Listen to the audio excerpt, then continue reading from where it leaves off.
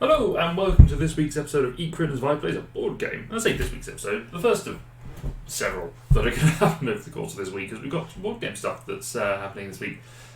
Welcome. My name is Luke. I am the Dungeon Master in our usual games and the general game master, I guess, for the channel. For when we're playing all sorts of other games and such. Now, if you were following us from our Instagram and you've come across here expecting to see me play, for example, I don't know why you might think this, but to play Flashpoint Fire Rescue, and you're seeing Cartographers, then yeah. So, for whatever reason, it has it's been problematic last couple of streams that we've done. All sorts of weird reasons. I don't understand why, but for whatever reason, I wasn't able to get Flashpoint going at the same time as I could have everything else going without it having a ruined quality of stream. So I had to pull the ripcord on that and just play something else. Why is nothing coming through? And playing the actual stream. Or is that just me? I wonder. The internet.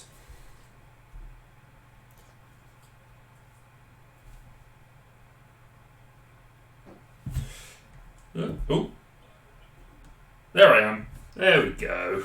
The stream is working. Oh, it's got in there.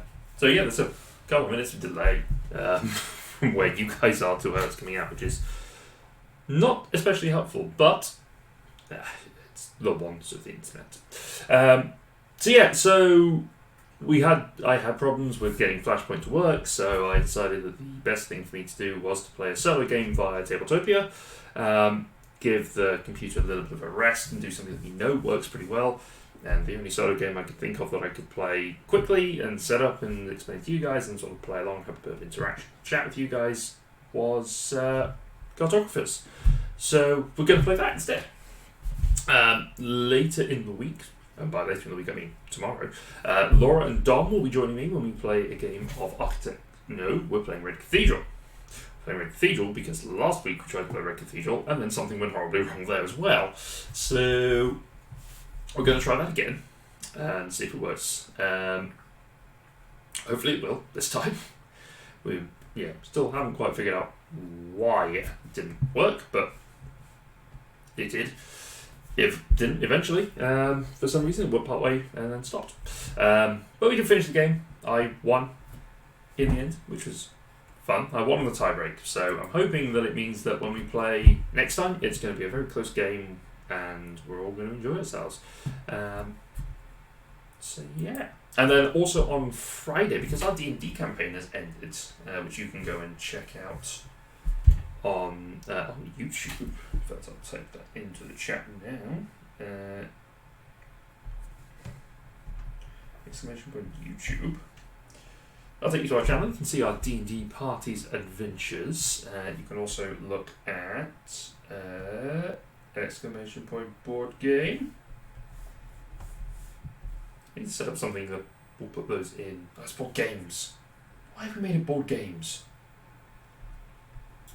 This is going to be a stream of me talking out to you guys and hoping for answers. And similarly, if you have questions for me whilst we're here, but anyway, if you have questions for me whilst we're here, you can shout them out about board games, anything like that. More than happy to have a chat with you. But yes, if you want to see how we've played board games previously, you can go to YouTube as well, and you can see our playlist of board games there. The games we previously played. Then on Friday this week, also 8 o'clock, GMT, we are going to be playing a 5-player version of Architects of the West Kingdom. I am very excited about that. It's one of my favourite games that came out this year. I'll rephrase that. One of my favourite games that I have played in the last year. It was fantastic. I'd like to see how it will play out in higher play counts. But the other reason why I came across to play Cartographers today is because Laura and I have set a challenge to ourselves to play through our entire board game collection. And a lot of those games have got digital variants on either Tabletopia or Board Game Arena or somewhere like that. And Cartographers is a good one for me to play solo. I play it a lot on my iPad solo, but we've said that it doesn't really count unless there's some sort of evidence to either there's more than one of us playing at the table, we've got a physical copy out, or if I'm just here playing with you guys. So that's what I'm going to do. I'm going to play Cartographers with you guys, and we're going to see how this pans out. As I say, if you want to shout out any questions in the stream as we're going, I appreciate it's been a little bit choppy with things getting a bit problematic today. But if you want to pop any questions in there, have a chat, let's go for it. In the meantime, I'm going to talk to you about Cartographers. So, Cartographers is a flip and write game by Thunderworks Games, where we are drawing out a map. Oh, Tilly. The dog Tilly is not part of the game, she's just turned up. We are going out as raw cartographers. We are making sure that we fill in the Queen's Edicts in drawing our maps to make sure we understand how the land is set out. Part of that is that we can go out, we flip over these explore cards, which if I flip over this one for an example, gives us a terrain type and a shape, which we have to then draw onto our maps. Now you can go onto the Thunderworks Games website and you can download these maps yourself to play along, or you can go onto the Tabletopia app and you can download it there to play. And it's a nice and easy, same system as I have set up here. There's a number of things that will come up across there. There are these different shapes, and each of these cards has got a time that will contribute to how long it takes us to explore that area. That amount of time plays into the seasons, and once it adds up and it passes this equals or exceeds this threshold, in this case for spring 8, then we stop, we go, okay, that season is over, and we start scoring points based on the edicts at the bottom. Now, the edicts are very much dependent on the Queen's whims, so for this game we are going to be playing with these 4 edicts that Tabletopia has selected for us, and yeah, we're going to see how that goes. So our first one is the Sentinel Wood. You gain 1 reputation star for each forest space adjacent to the edge of the map. So pretty self-explanatory. Every forest space, which is the green tiles, that is on the border of our map. So across here, down here, and up there, for a total potential of, let's see, there's 11 rows, 11 down, so you've got 22. It's really potential about 40 is the maximum you get for that one. But it's doable. The Canal Lake, which gives you 1 reputation star for each water space that is adjacent to at least 1 farm space, and then 1 reputation star for each farm space that's adjacent to at least 1 water space. Pretty self-explanatory. Depends on how much those come up. We'll see how that happens.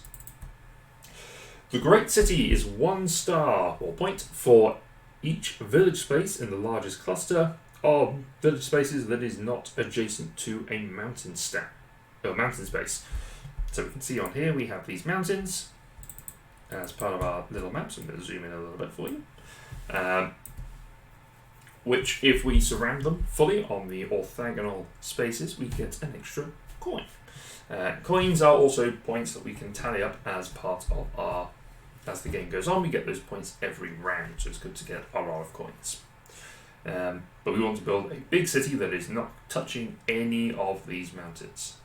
Tricky, but a good one. And finally, the Broken Road. Excuse me, it has been a long day. You earn 3 reputation stars for each complete diagonal line of filled spaces that touches the left and bottom edges of the map. So, for each diagonal line that goes from this side to here, we follow that across, and if it touches both sides and without any breaks, then we score 3 points. But that'll come up a little bit later on. For now, we're just focusing on these first 2, but we might be setting things up for a later part of the game.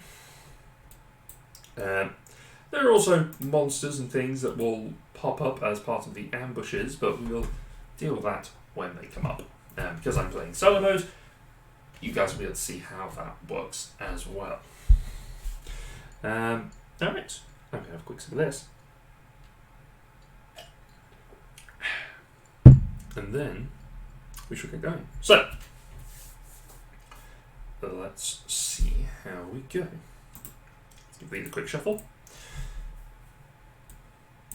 Alright, our first card is the Fishing Village. So, got a couple of options here. We can do a straight row of 4 tiles, or 4 spaces, which can be farm or water. The benefit of doing it with water is that it will score this turn, but I don't know whether any farm spaces are going to come up to then attach to it. So I think I'm going to make a start on scoring for the Great City. Now that will score in the next season and the season after that. So I think by getting a start on it now, I have a good chance. Normally when I do this, I place it along the edges, but I don't know whether that's necessarily a good idea, because we want to get as much of the outer border being green as possible. Right. Let's go for it. Let's go in the middle there. Now, this cluster is okay because it's not orthogonal to any of the, or adjacent to any of the mountain spaces. Touching on the diagonal is fine. That doesn't make any difference whatsoever. Of course. Okay, so we have an ambush. Now, in an ambush, if you were playing in the physical game with other people, you would pass your sheets around, either clockwise or anti-clockwise, depending on which way these arrows are showing, and that person would then get to draw out that shape onto your map. And the reason why that's significant is because for every space next to the goblin spaces or the monster spaces that have not been filled in, then you lose a point each round. So, not great to get this early on. However, because we are playing in the solo mode, we don't have anyone to pass it to, so we instead take this symbol here. We have a look up here, and this shows us where we need to start off. So we have to start off, in this instance, in the bottom right-hand corner of our map. Alright, so we are going down here. Now, if you're playing multiplayer, you can rotate it, flip it, do whatever you want with it, as long as it stays in the same shape. However, in solo mode, you have to put it in those shapes. Now, unlike every other card in the game, the ambush cards, once they're dealt with, they go into the discard pile, they're gone forever. And hopefully we'll be able to mitigate some of these bad points. Now, a Ruins card has come up, so that means that if I, whatever my next card is, if it is it has to go onto one of these ruin spaces that is around the board. There are 6 of them.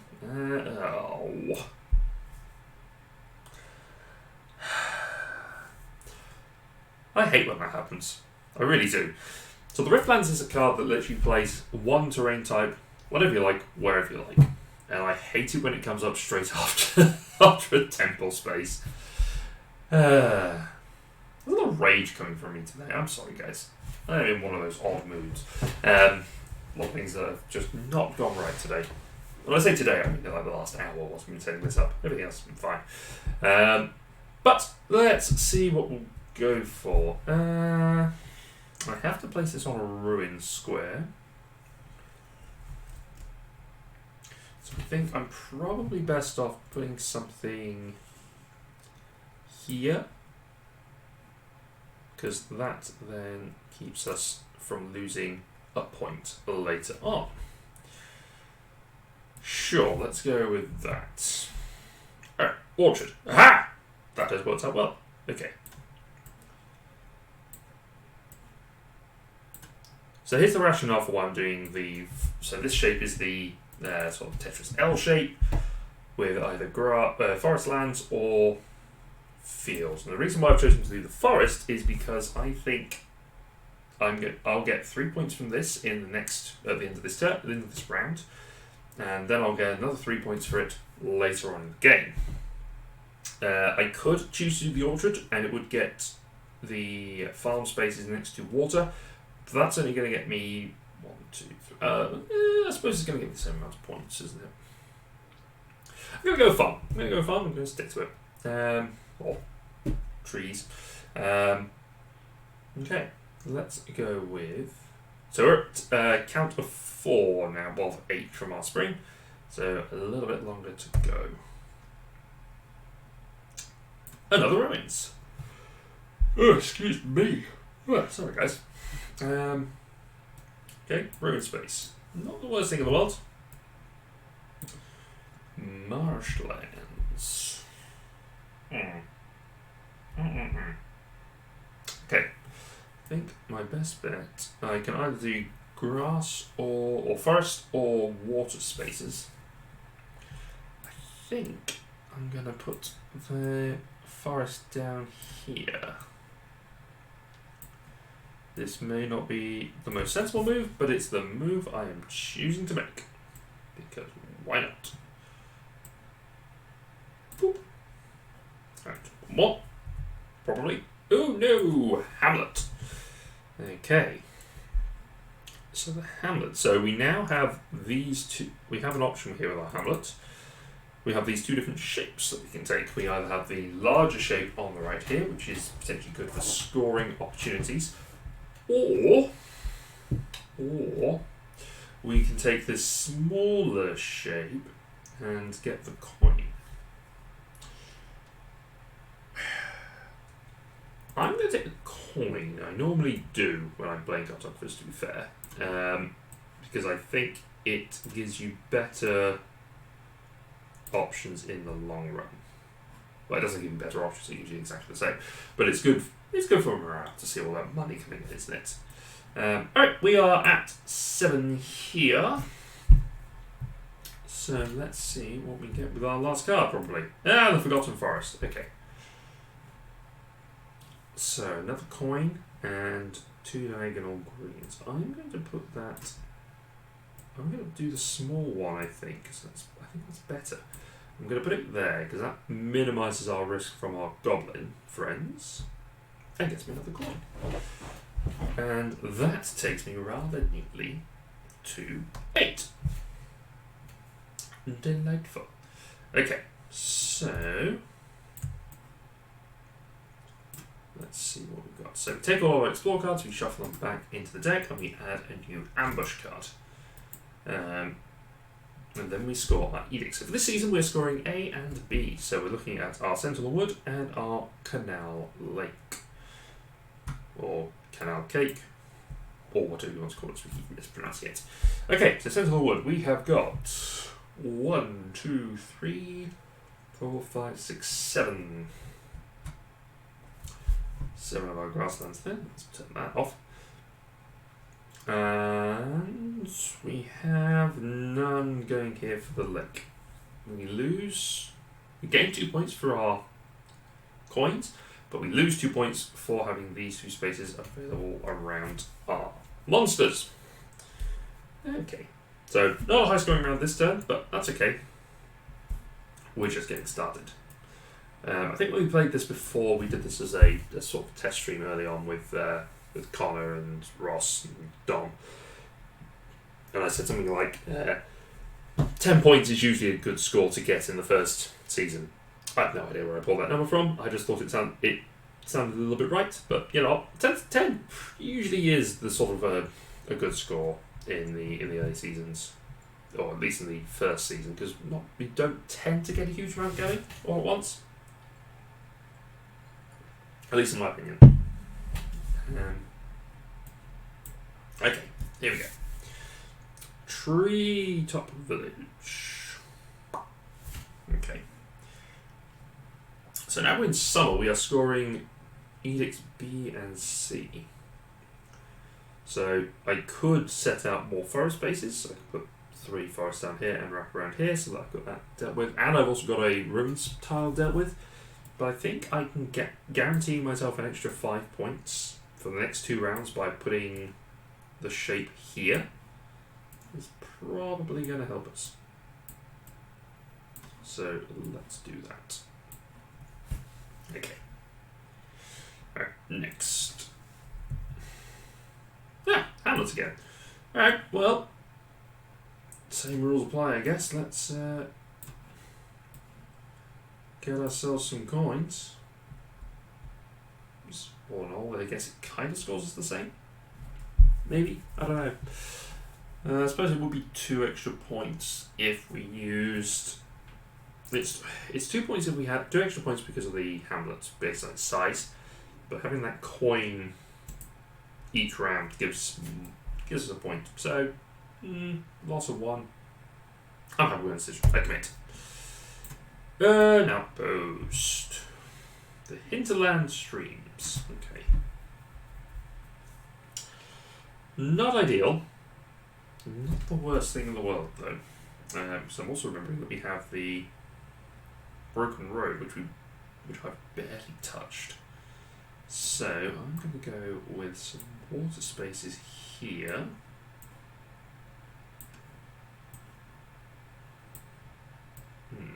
There. On our own space.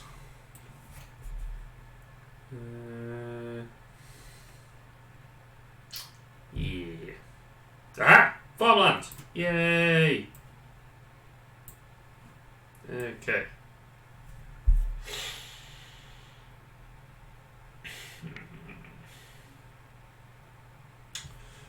That is a tricky decision to make. Alright, we're going to put the farmland here. Just going to an extra point. Could be risky.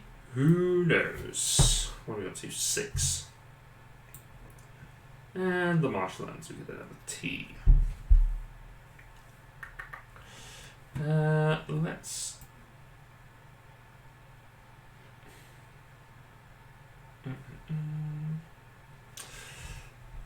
Let's continue. Actually, let's put a barrier around our mountain here.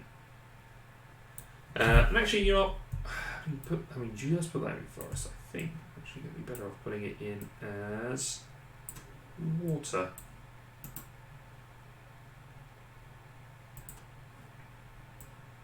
Which I did not mean to draw into my hand, but that's okay. It's easy enough to come out.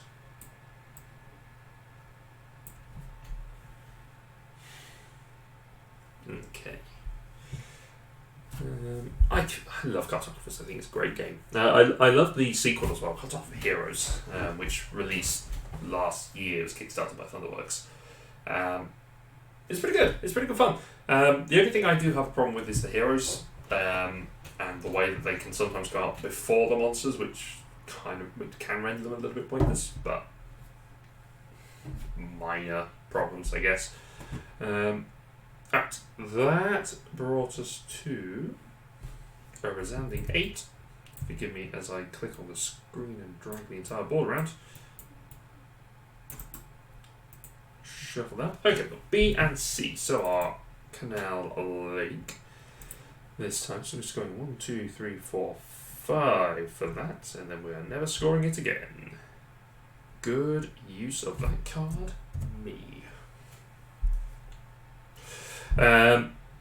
Then we have our great city. This is where we're going to do gangbusters. So we've got 5, 6, 7, 8, 9, 10, 11, 12, 13, 14, 15 points for that. Hooray, puts us on 20. And then we get 4 points for our coins, and then we lose 2 for our monsters. So I'm just going to give us 2. Okay. Alright, so I've got at least another 15 points coming from this next round, which is good. As we head into autumn. I swear, I shuffled these. Alright, this time I think I'm going to go for the full 5, because that puts us at a nice round 20 for scoring this card next, or scoring its next, or the end of this round, in fact. End of the season. Ha ha ha. And covered up 1 for your ruins. So now that that's there, I can deal with it a little better. Well, there's not much point putting in a village over there, because if it ever was to connect up with the village I currently have, it's going to create they'll create one big cluster, but then they'll be adjacent to that mountain, which is not going to help me. But 3 points for that. Next round, not bad.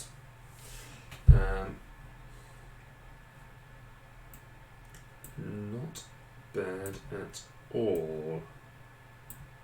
What's the other one? Is it there? There it is.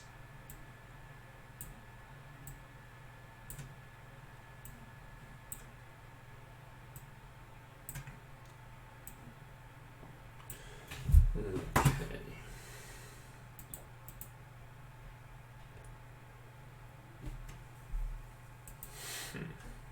Okay. Alright, let's see what we have next. Farmland. That would have been real helpful about 3 minutes ago.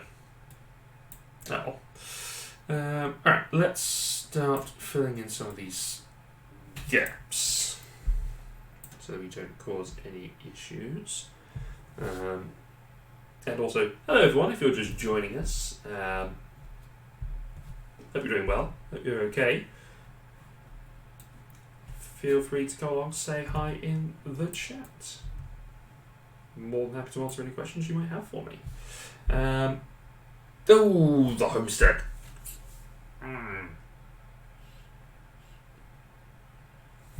Okay, that's a good shape, and its extra spaces here. Can I play it so that it touches this cluster, but doesn't touch anywhere any of them? Maybe. Ooh, yeah, yes. Let's try like this.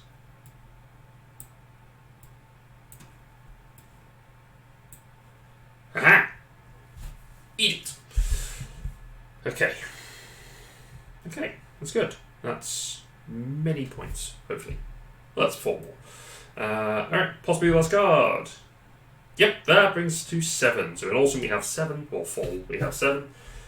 Time to deal with. We have more marshlands, so I think I'm gonna go with the setup for next season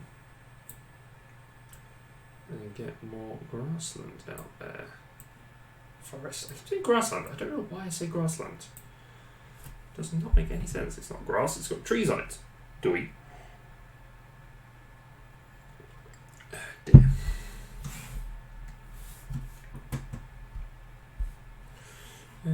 Okie dokie. Now I am somewhat concerned about the fact that there's now 3 ambush cards in this deck, because that is going to be a problem, possibly. That could hurt. That could hurt me in the later rounds if I can fit the monsters in place. That's one of the things about when you get to a point, if you can't play the monster, you just don't play it. Because you can't rotate it in the solo version, then it does make it a little easier in that regard, because you're not putting it into an awkward angle just to ruin your friend's day. So let's see what we get this time. So we are going for C and D. Our great sissy is 1, 2, 3, 4, 5, 6, 7, 8, 9, 10, 11, 12, 13, 14, 15, 16, 17, 18, 19, 20, 21, 22, 23, 24. 24 is mighty good. We get 3 more points from... So I'm getting 5 for the coins and 2 for that. Or minus 2 for our goblins from earlier. So, why would I do it that way? We were 24. We were adding 3. 27. And then our diagonal lines for our broken road. We are scoring 3. Yay! Yeah, boy. Okay. Alright, so we're no longer scoring our great city. Let me take that away from you. Let's see what our final... Let's come again! Alright. Well, it doesn't make any difference now, so let's put it around here just to make this monster all snuggly and cozy and not at all vindictive and vicious. The Great River. So here's my dilemma. I am holding out for a hero till the morning light. No. I'm holding out for that Hinterland stream card that we saw earlier that has that long L shape that fits in here, and I'm hoping that that will come up at some point, and it will fill this space quite nicely. However, the cards have not been good to me today, probably because I've not been believing in the half the cards enough. So, do I fill out that space with the Great River and get at least get another 3 rows, or 3 diagonals going, and then hope we get that L shape here later on. I think it's probably worth it. It's 1 card out of 16 initially, so 1 out of 14 now. And this way I get a coin. Hooray. If this is the Hinterland stream. Hinterland stream. Okay, Fishing Village. That makes me feel better. Okay.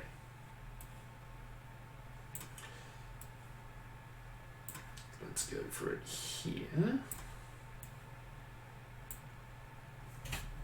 Right, that puts us to 4.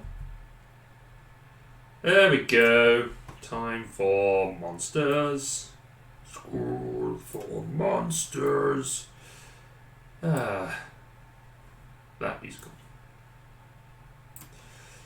That musical Avenue Q, which is definitely not for a family-friendly stream that I try and make this to be. Depends on whether I've got Ross on. If Ross is on, he swears like a sailor, coming across 2 monster cards back to back. Oh, oi, that sucks. Okay. So what I didn't explain is that when you draw the monster card and you're playing the solo version, and you can't place it in the corner that it's supposed to be, which in the last case was top right, and here it's bottom left, you just move along through the boundary of the board until you can find the spot to drop the monster. Now, I've always done it that you go from the corner and you just basically go across the rows until you get there. I guess it makes sense if you follow the arrows and you just go clockwise until you can find a spot to put it in, and then you just drop in a row and go. So for this one, I'm going to go with my usual rules for it, because that ruins my day the most. I told you I was worried about monsters.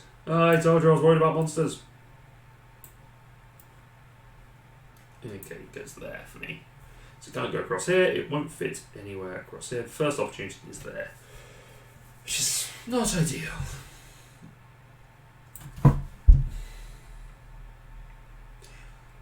What was the card I said I was waiting for? What was the card I said I was waiting for?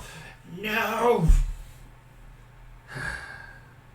Okay, well, can't do much about that, so it also takes the end of the round, so let's just wrap up as many of these points as is humanly possible.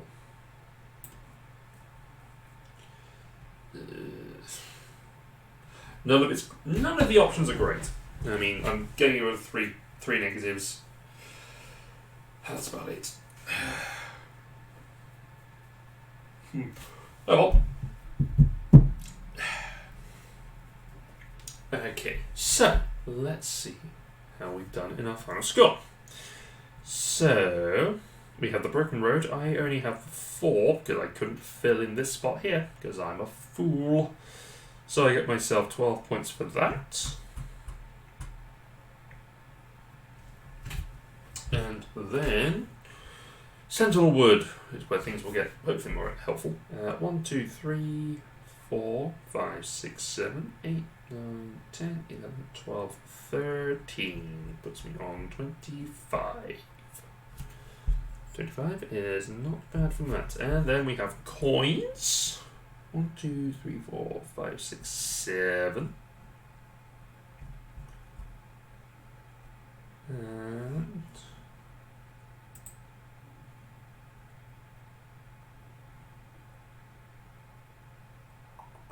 seven for that, and then we have 1, 2, 3, 4, 5, 6, 7, 8, 9, 10.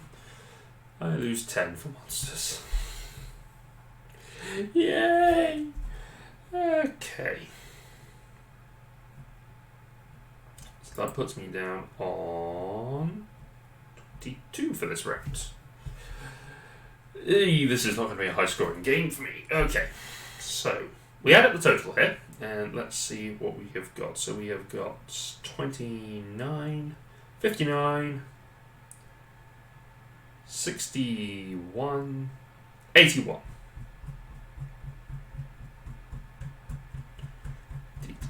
Scroll wheel at its best. 81 points. Now, in order to judge how you did as a cartographer, each of these edict cards have got a single player star count on them. The idea is that you total up that star count, you see how you did, take away your score from it, and what's left over does give you a different level depending, gives you a different title, which you can see on the cartographer boards up here. You can call them mats, I guess. You can put that out there. Excuse me. Dear. A lot of time stressing about the stream makes you tired. So, yeah, we have to figure out what our title is going to be for this, or what my title is. You guys may have done better than me. You may have been playing along and scored a lot better than that. If you have, let me know in the chat, or if you're watching this on YouTube afterwards, let me know in the comments. Let me know how you did.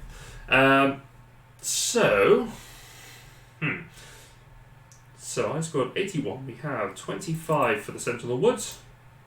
We have 24, puts us up to 49 from the lake. 49 plus 16, 55, 65. 69, nice. 89. 89 was the sort of average score you should be expecting to get from here. I scored -8. For the fun of it, let's see what the rule says that my ranking is for this one. So,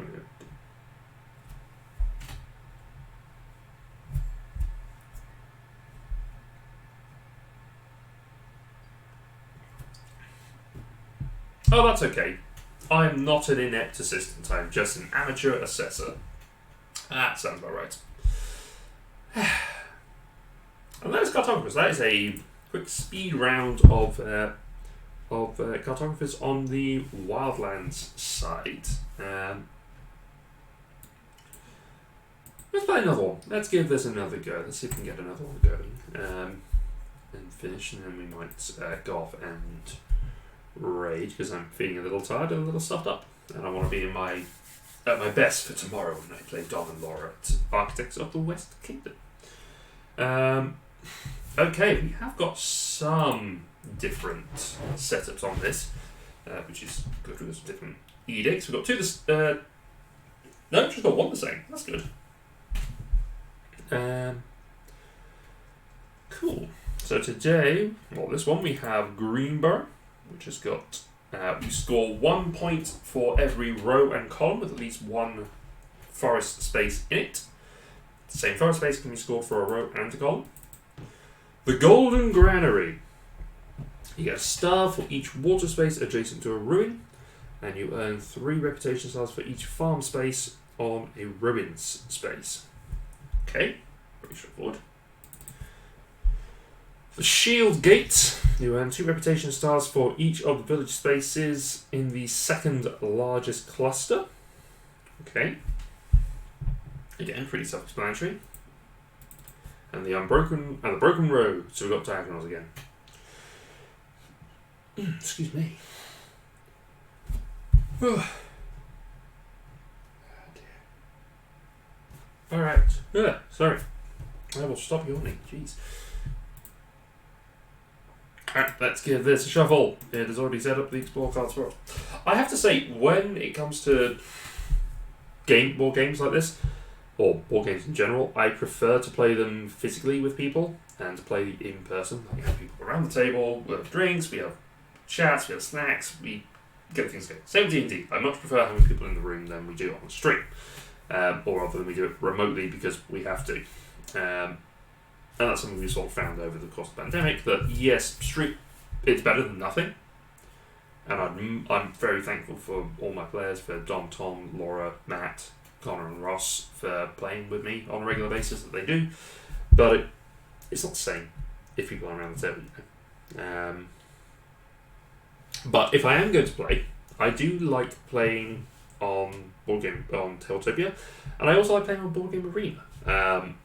We've pretty much exclusively been on Tabletopia when we've done our board game streams, apart from one that we did in October as part of the Rachel Game campaign for Dimension UK, where we just did card games that are in-person activities. We had the opportunity, we had space, we sat around and we played Cards Against Humanity and Fun Employed.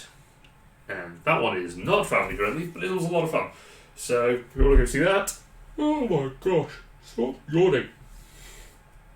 I should replace this orange squash, like tea or something.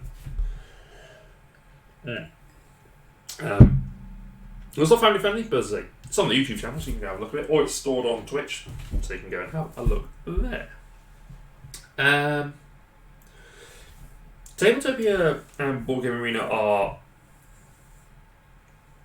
different enough, I think, that it's worth having the two separate, because you get a lot of games on Tabletopia. You tend to get newer games on Tabletopia, I'm finding personally. You get newer games put on Tabletopia, and they're all the legit versions. Same for Board Game Arena. They are the versions that are set up by the developers and the publishers, so they are just there for you. And they are, I think there's some money that gets kicked back to them every time you play a game on there. So like playing on here, I'm probably giving quite a lot of money to Thunderworks for playing on Tabletopia a lot, which is fine. I love this game. It's great. But that's sort of the benefit that I have personally over playing on Tabletop Simulator. The scripts on there are a little bit more, well, some of them can be pirated, and unless I know that it's the official one, I'd much rather play on Tabletopia or Board Game Arena. I like Tabletopia better for learning a game, because it's, as you can see, it's very much a manual pick up, move, drag, drop, place, whatever, and that feels to me more akin to playing a board game.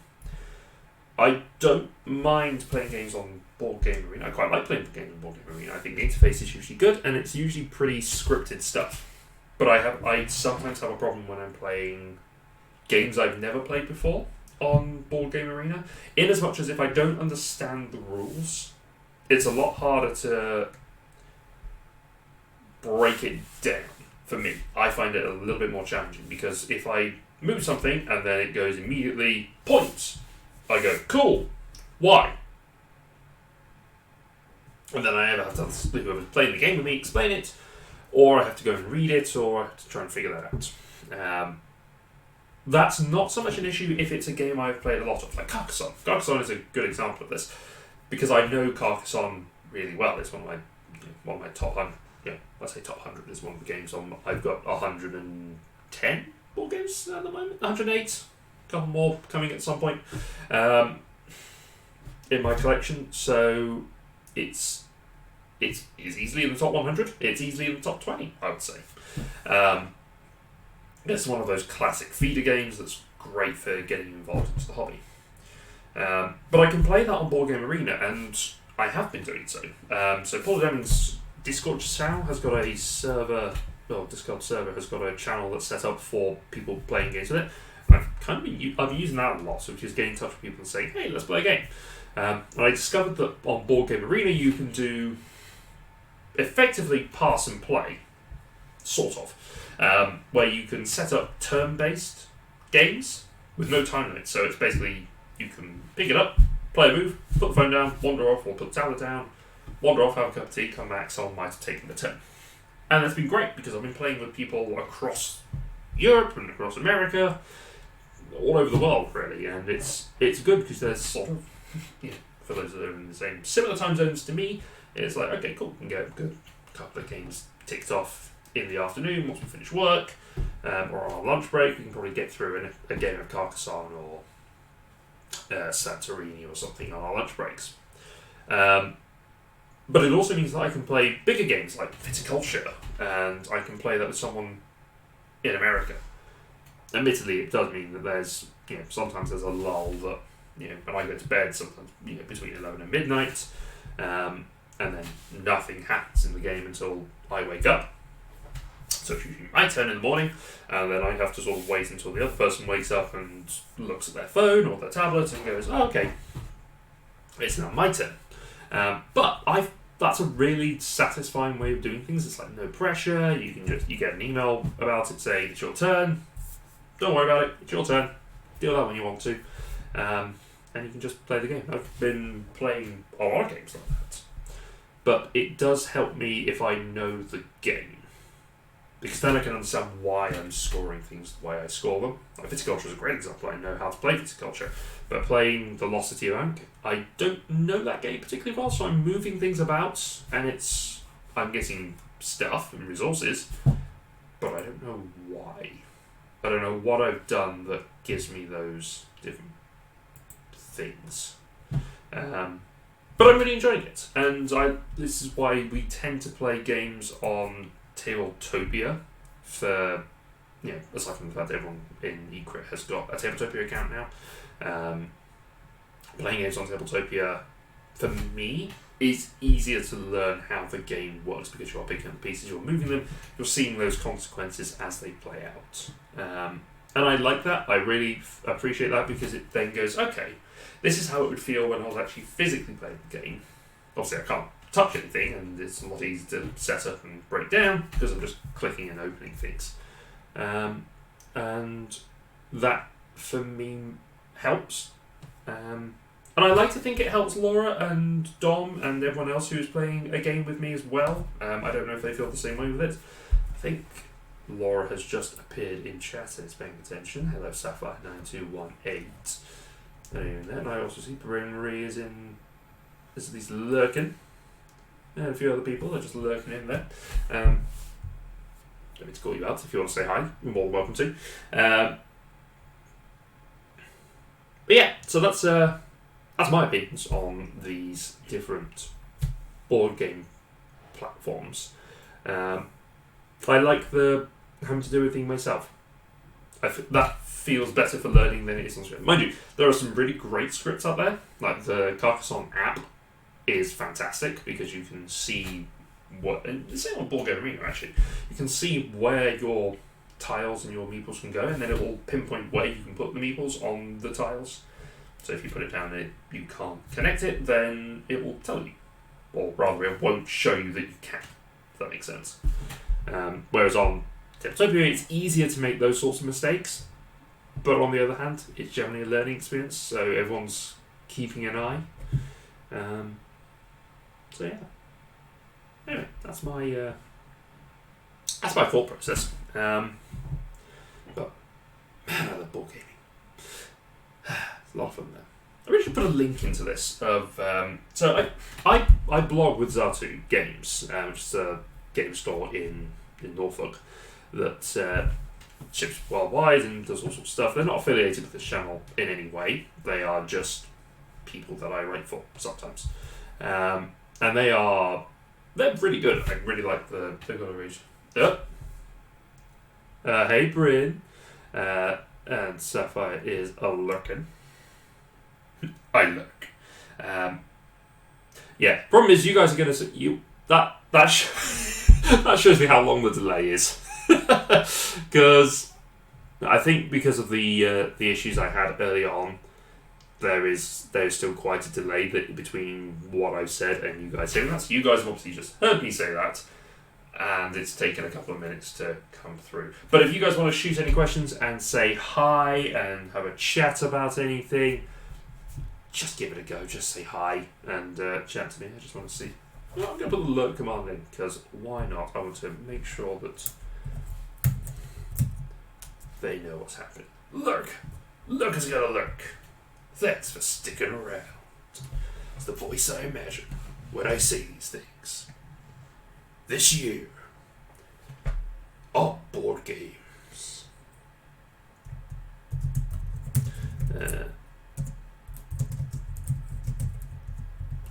let people in the chat now.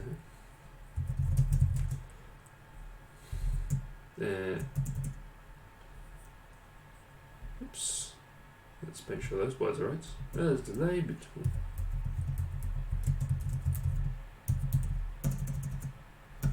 His key a little bit stuck.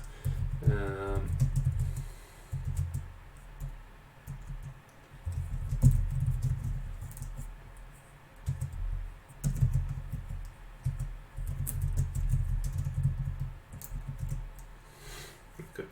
We're going AMA. Screw it. Why not? AMA! Because I'm here and I'm going to enjoy myself. Alright. Yeah. Shoot any questions you have my way whilst I play this game of Cartographers.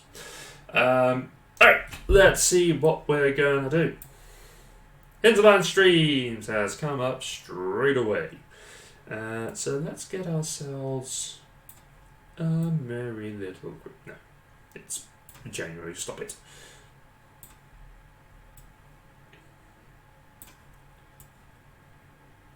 Oop. Alright. Where is it? We'll go there. I'm going to wrap up half of this mountain. Obviously, if you guys are playing along and I'm going too fast, please let me know and I will slow down. So I've played this game a lot and I do play this quickly when I can. Okay, I'm going to put a forest there for my orchard. That'll get me 1, 2, 1, 2, 3. That'll get me 5 points for later. Up. More forest. Okay. So, contrary to the last game, this is going to benefit me to spread the forest out as much as I can. It's mighty tempting to just pop it here to close this off. And it would give me the 2 columns, but it wouldn't give me the rows. So, I think I'm going to go here instead. Actually, no, I'm going to do it like that. Because that way I get these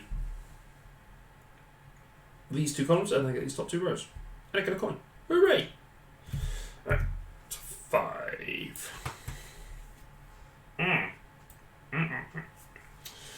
Alright, we're going to go small farmland.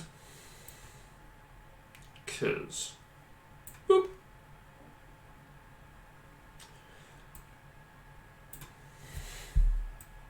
Alright. The Riftlands. Now... It is tempting to put another farm space on one of the ruin spaces. So I will. I'm just going to pop that there. Because it seems, yeah, it's probably, that gives you the best opportunity to get more, well, it gives me 3 points, so that's going to score me 6 over the course of the game. We are up to 6, and we have a great river. Aha! Now, the rivers are or the water spaces are scoring 1 if they are adjacent to a ruin space, so I think my best move is to do this.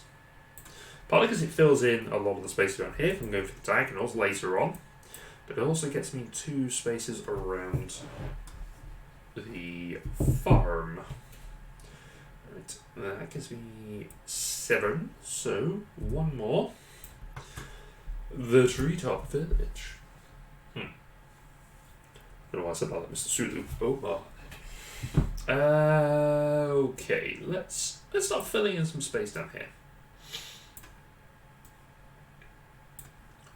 It's a gamble leaving this space like this, because that means that there's only 1 shape that will fit in there, but based on previous experience, that's probably going to come up. So, might as well get my mountain surrounded and get started on the shield gate. Alright.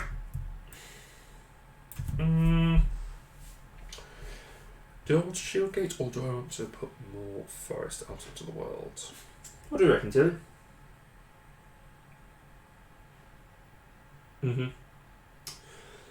As a wise dog. She has no idea. She's asleep. I'm just going to stick with what I got.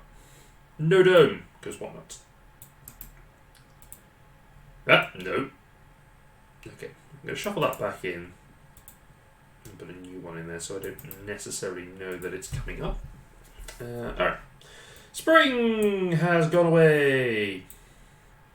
So I am scoring 1, 2, 3, 4, 5, 6, 7, 8, 9 points for my forests. Yeah. And then 3, 6, 9, 10, 11, 20 points in that first round. Remember when I said 10 points earlier was a good score? I agree with that. And I also scored 2 for my coins here, which is fine. I've got myself up to 22. Alright. Right. That is the end of the season of the witch. I don't know what I'm doing. I am odd when I've been on my own all day. Some would argue I'm odd anyway, but no one's here to tell me that, apart from Tilly.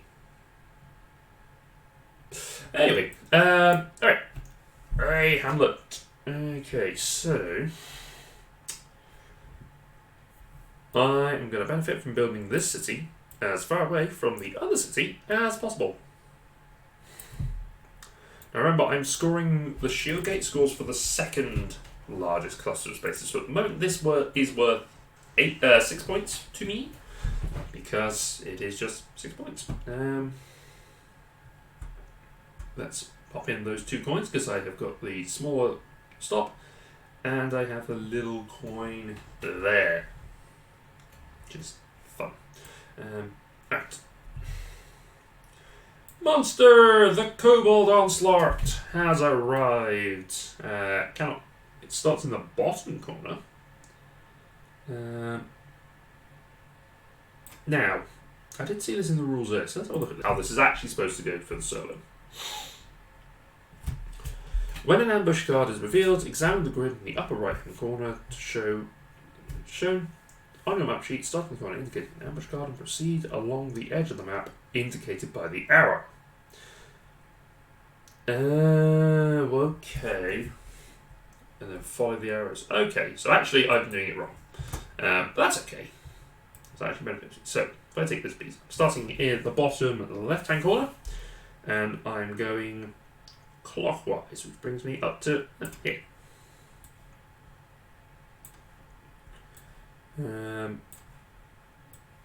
Okay.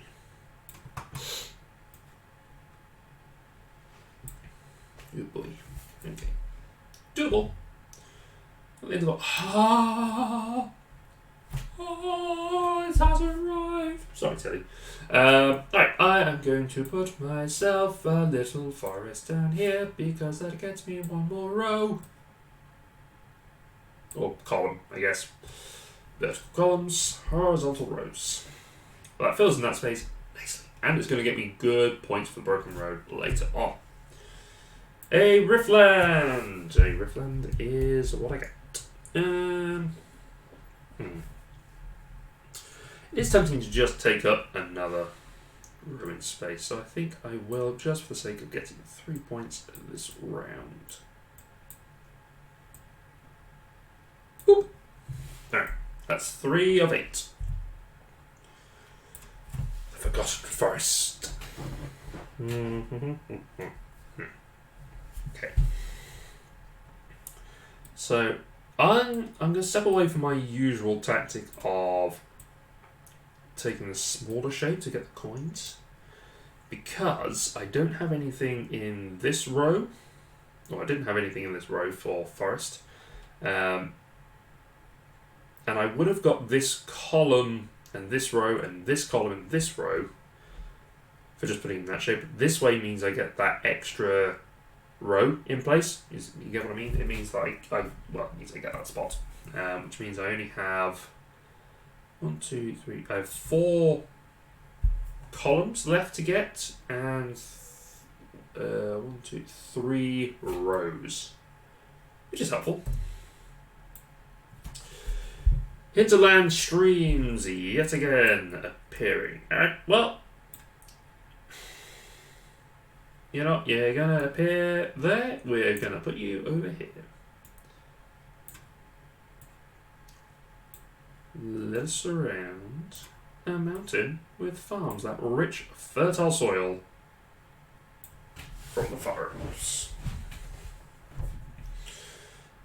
Alright, that puts us on to 6. So, ooh, ruins. Okay, so we're going on to ruin spots.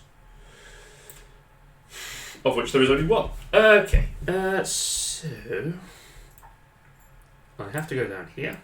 So either way, because the granary only applies for spaces for water spaces adjacent to a ruin, not on it, I am better off putting one on either side like that.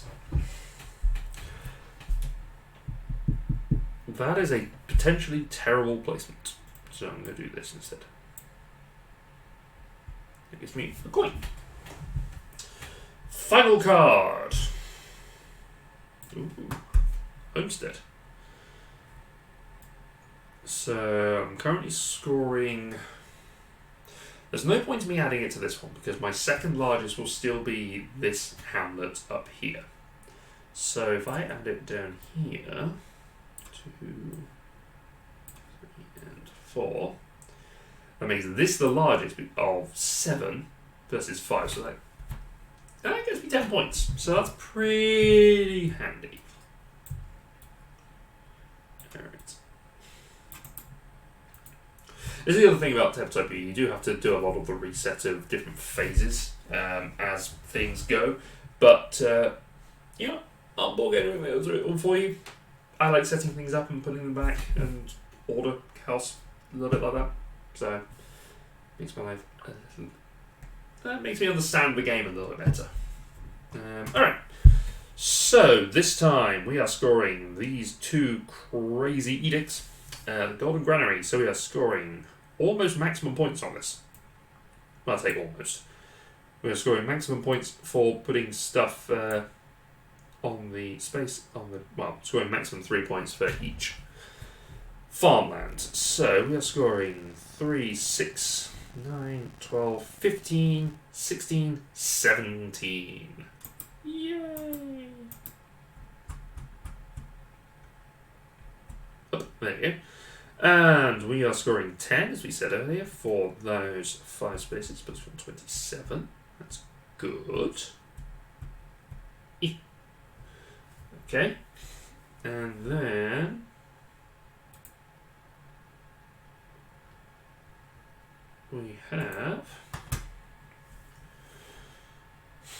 we lose 1, 2, 3 points for our monsters. But we gain 5 for our coins, so that's a net of 2. Ooh, hello. There we go. Not the worst. Not the best. But that's okay. We've got over 50 points in the first 2 rounds, so that's pretty good. I say, I'm playing this with you, chat. And people of the internet, this is a solo game, we're playing it together. Alright. On to the fall. Let me just make sure I put the ambush. Good. Yes, I have. Good. Here we go. Alright. The Hamlet once again.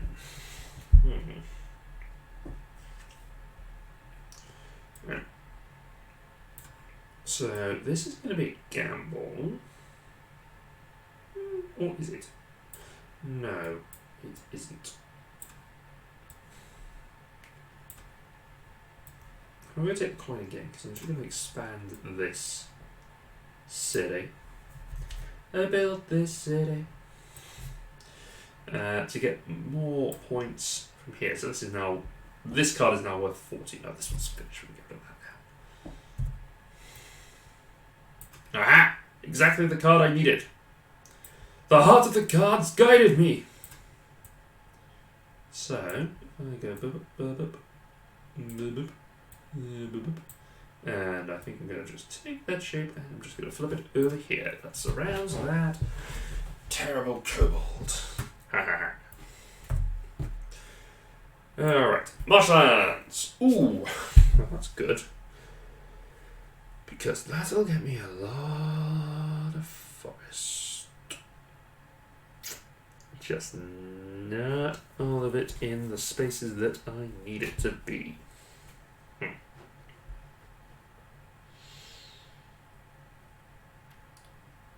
So I could finish off the rows of forest by putting it here, like this.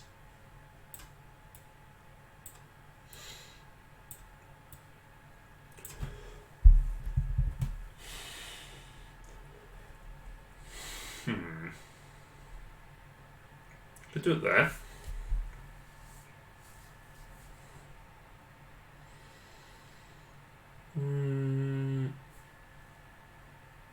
These are 3 columns that don't have the image. It's doable, but I suppose it's doable. I can get another one of those next turn and it just goes, yeah. Sure, let's commit to this decision. I do not regret my decision. Okay. So we've got another long L. At this point, it doesn't matter whether it's water or farm, so I'm going to make sure that my populace is well watered. They are smart, so they built their farms on a floodplain. Because why not? Right. That leaves me with a very familiar, very specific shape to fill in this spot.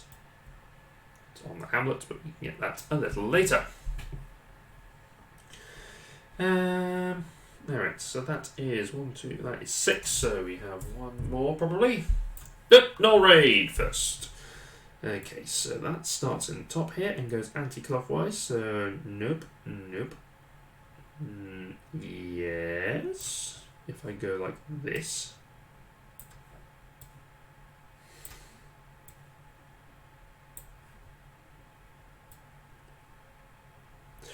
Twitchdope, thank you for the follow. Thank you very much for following us there. That's very kind of you. Hope you're doing well. How's it going?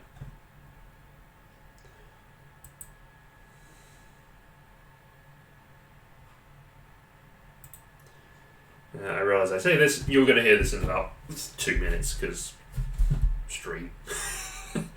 Because internet.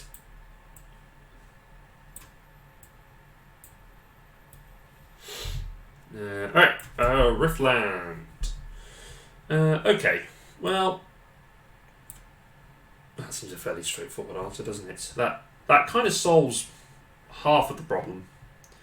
So it gets rid of a negative point in the middle. We also get a forest in this column, so I just need 2 on these 2, which is I'm running out of chances. That's okay, it's doable. I willed the card into existence. I was doing this. That's what I wanted. If I do that, yeah, that makes this one a little bit of a pain to fill in, but it does mean I get 2 coins. I do get 2 coins, but does it help? I think it does. I think it helps. Because I could put the other one down here and avoid losing a point, but net gaining, I mean, it balances out because I'm getting 2 coins instead of just 1. So I may as well get 2 coins. Twitchdope, doing great. Thank you. That's good to hear. Good to hear that you're doing okay, Twitchdope. First time chat. Cheers.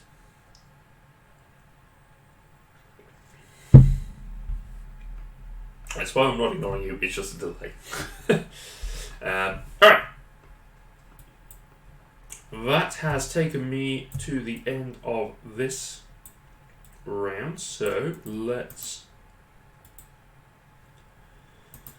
shuffle up and get ready for the next round.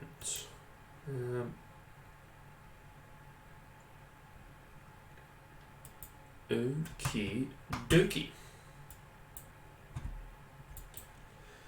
So, fall is C and D, so let's see how we get from this one. So, so we got 1, 2, 3, 4, 5, 6, 7, 8, 9, 10, or 1, 2, 3, 4, 5, 6, 7. So, we are getting 14 points for our shield gate, which is always good. And then that goes away forever. And we have our broken road. So we're scoring points for each complete diagonal going from this side to this side. Which I think actually I've done pretty well. So we've got 1, yes, 2, 3, 4, 5, 6, 7. 7. Okay. 7 is pretty good. So that's 3 per, so 21.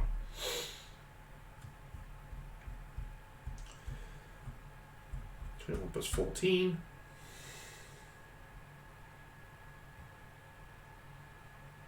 $35. Maths. Remember your maths.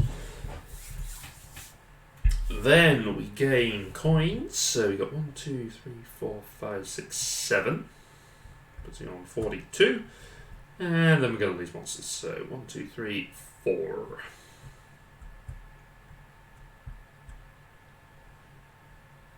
Okay.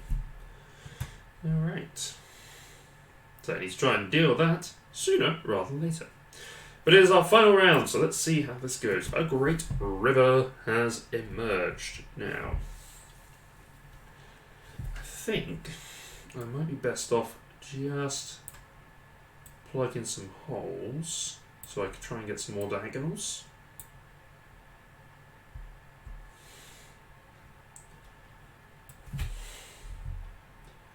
The hinterland stream. That, unfortunately, will only fit in one place. That'll fit right up here.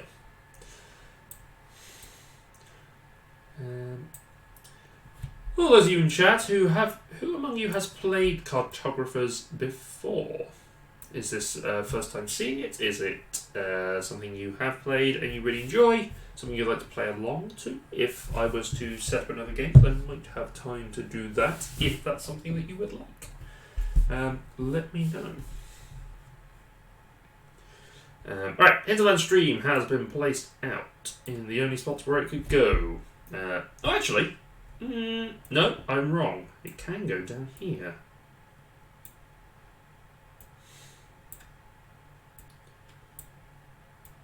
Actually, probably should. So that takes out a lot of negative points. That's a lot better. Orchard. Well, no reason why not. Broomlight, did I do the broken road correctly? It looks to be only odd diagonals. No, I did do it correctly. It was the illustration on there is only has the odd diagonals on there because these spaces aren't filled in. So it is going from this side to this side. It just so happens that these two spots weren't filled in as part of the demonstration. So, but it is a complete line that goes from left to right. There is a maximum of 33 points you can get for this card. So yeah, it's just an illustration to demonstrate where you don't score it. It probably would have been clear if they put another shape in here to show it was filled, and it was just this one that was missed out, so you know that it doesn't score. What's it do? Yes. Twitch time. I love cartographers! So do I! It's great! I was doing this farm here. It's great, isn't it? Twitchtopia is a fantastic game. I'd play along, but I cannot ATM. That's unfortunate.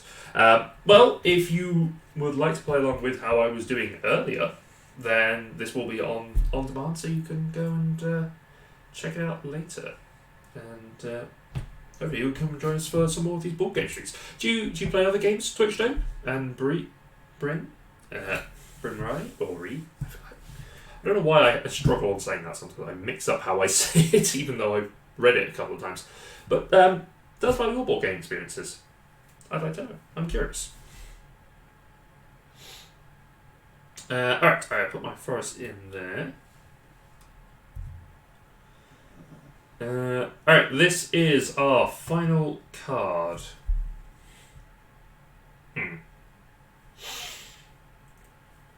So, I have two options here. I could use the smaller space to fill in here and surround this mountain, get an extra coin. Or I could put it here, avoid getting a negative point, and still get the coin. So, I'm either getting 2 coins, or I'm getting 1 coin, but negating a negative. So it kind of makes no difference.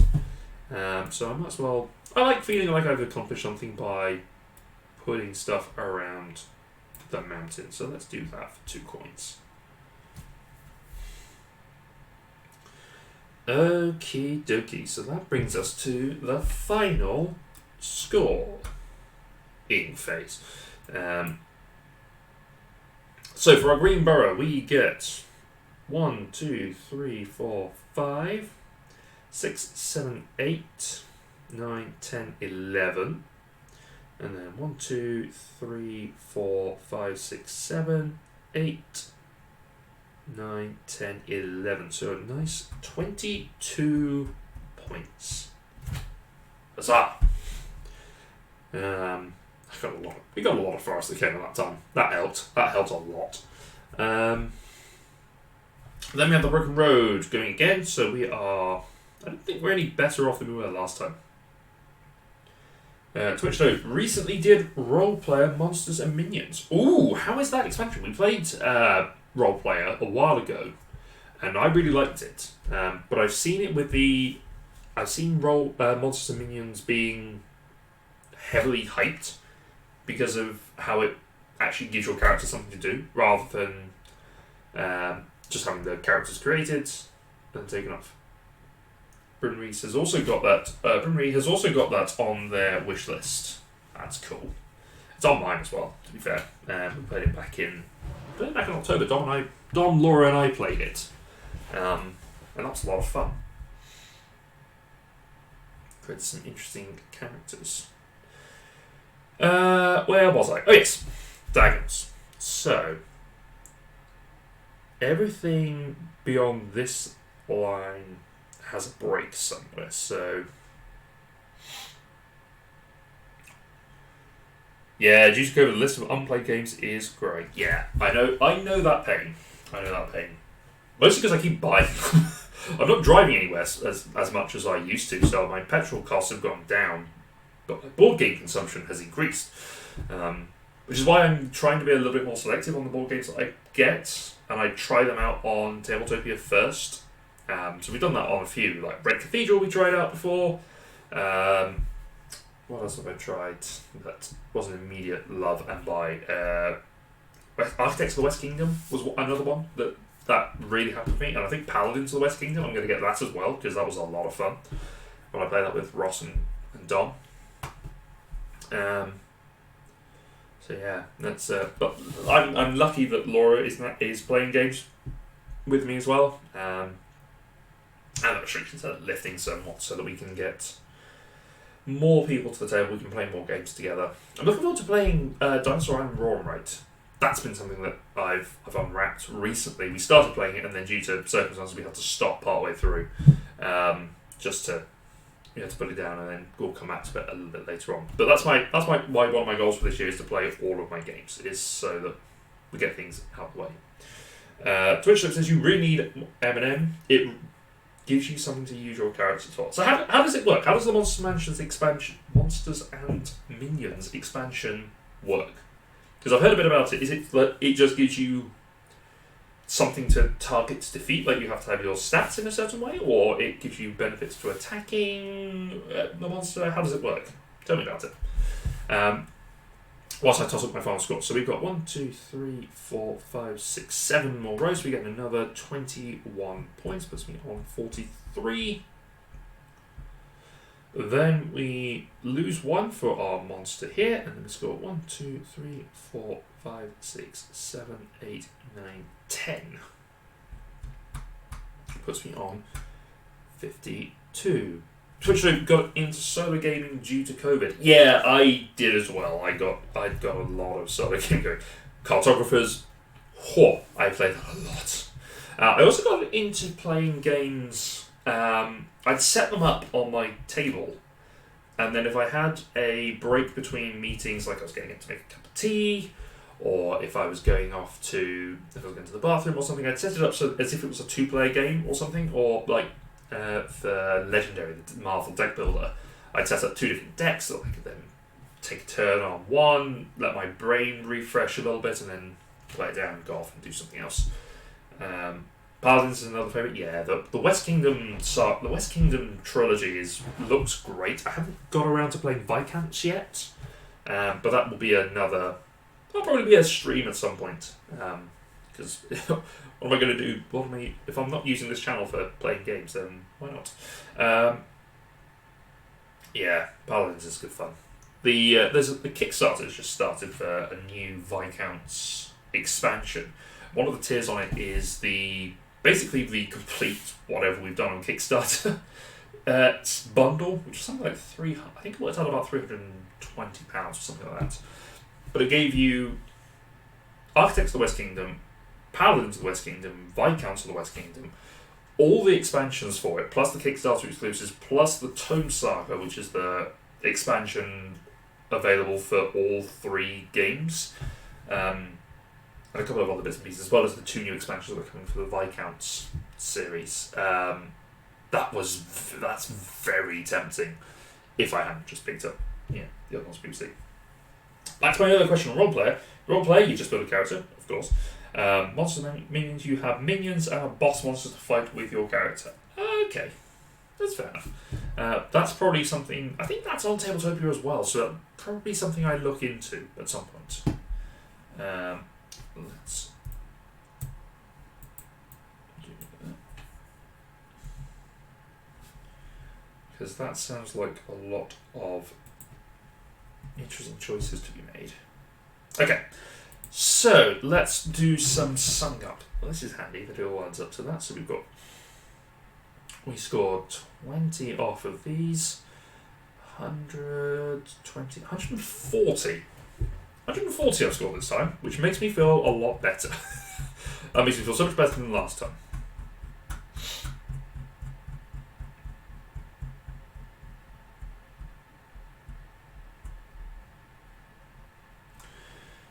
Whew. And then, let's see what my title is this time around. So, we have 22, 20, so 42, 62, 86. 86 in total. Okay. 86 points. So take 86 away from 140. Gives us 54.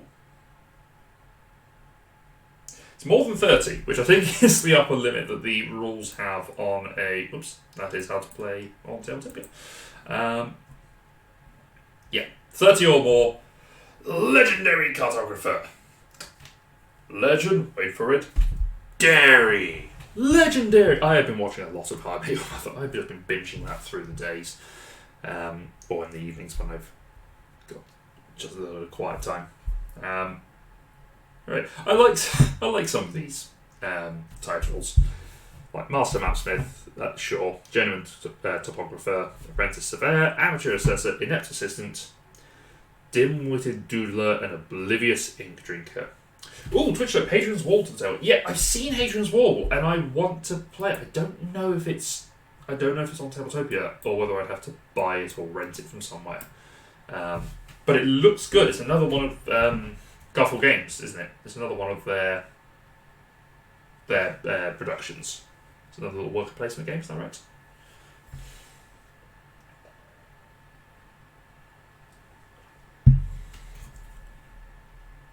Oh, that was Cartographers. You know what? I'm gonna going to go for a little hunt through Tabletopia. Let's just go and find some games to have a look at. So let's see. So we've completed. I think it's safe to say we've completed Cartographers for today. I'm going to close that down.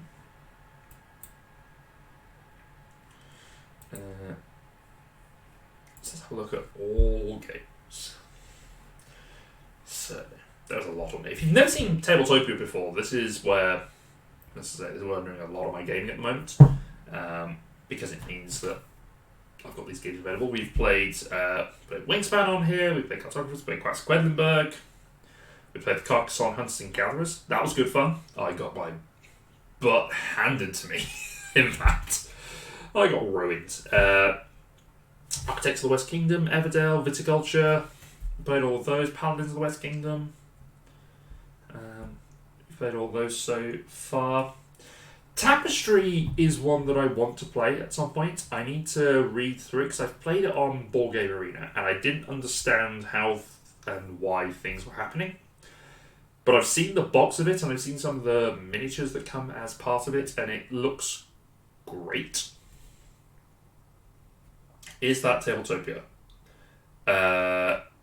This is Tabletopia that I'm using, yes. So I switched up. I don't know if there was a follow-up part of that question. I'm just going to put it in here. I'm going to respond in the chat so that we actually get if there was a follow-up part to that question.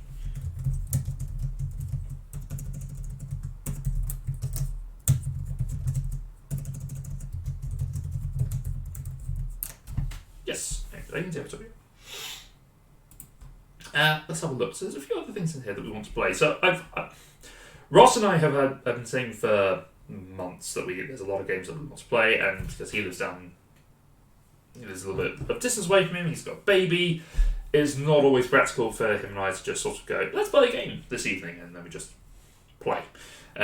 So we're trying to set up points where we can do it. Now, because the D&T campaign has ended, he can come on Fridays and we can play some more of the games we're doing, which is why we're doing Architects with the 5-player count on Friday. That's going to be an interesting experience to see how that plays differently. Because I played it too, and I think that it wasn't optimized for 2 players. It works very well for 2 players, but there's probably a reason why it has an option with a ghost player, effectively. So I'll be intrigued to see how it works with 5. It should be fun. And then, yeah, we've got a few others. So we set up a list of games we want to play. Terra Mystica is one that Ross wants to play at some point. Brass, Scythe, all wants to. I want to do Castle of Madkin Ludwig. I've heard a lot about that. Role player, we love that one. Cascadia, loved that. Loved Cascadia. So good. That was really good. Red Cathedral, which we'll be playing again on Wednesday. Laura, myself, and Dom will be playing. Trying to get that. Is a delay.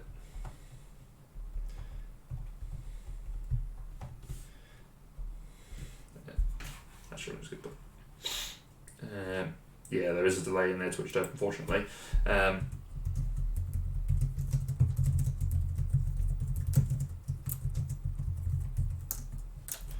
there's a few minutes of delay, but we are coming to the end of general discussion time, so I'm just chatting because I can. Then we're going to find someone to raid after this. See who's going. Ooh, Loserpalooza is going, so we'll go raid Loserpalooza in a little bit. Alright,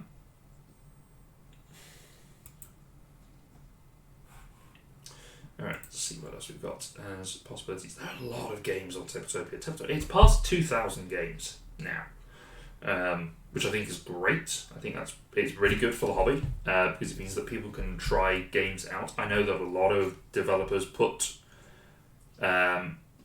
versions on either Tabletopia, Tabletop Simulator, or Board Game Arena as part of their Kickstarter, so people can try the games out before they buy them.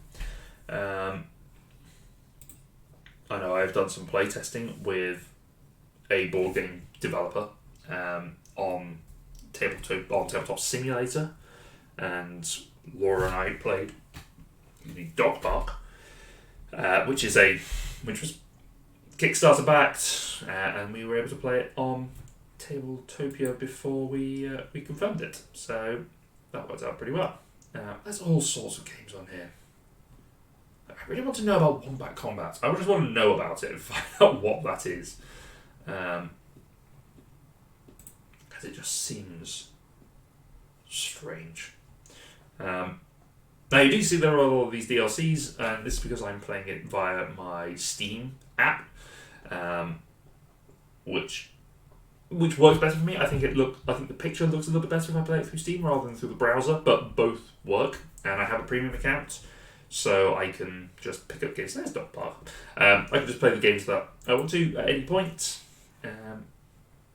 One of the problems we did have that Ross had was that he did pay for a Tabletopia subscription for a while, and then he never got around to playing games, which is unfortunate because pandemic and everything else going on in life at home.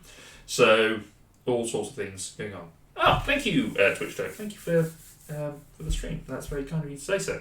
Alright, I think on that note, as we're coming to 10 o'clock, we are going to go off and we're going to raid Loserpalooza. So, yes, thank you so much everyone for joining us, because I remember how to